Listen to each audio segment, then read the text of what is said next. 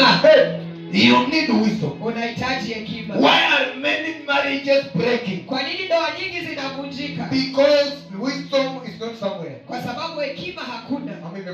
Imekosekana. There's a time you need to be silent. Kuna wakati wa kunyamaza. There's a time you need to talk. Na kuna wakati unafaa kuongea. But if you talk every time, lakini ukiongea kila wakati, things may not go well. Mambo yanaweza kosa kwenda sawa. The husband is saying, "I is talking." Mzee kama mwanaume. Mzee akiongea. And the woman is saying, mwanamke pia anaongea. Niue kama ni mwanaume nipige. That thing will break the marriage. Hiyo kitu itavunja ndoa. Biblia inasema kwamba mwanamke mpumbavu kupiga kelele na hajui kitu. Sisi kama maandiko kama ndio ipata kwa haraka mtu atafutie. Proverbs what? Wo sheparalie todo mbuzi.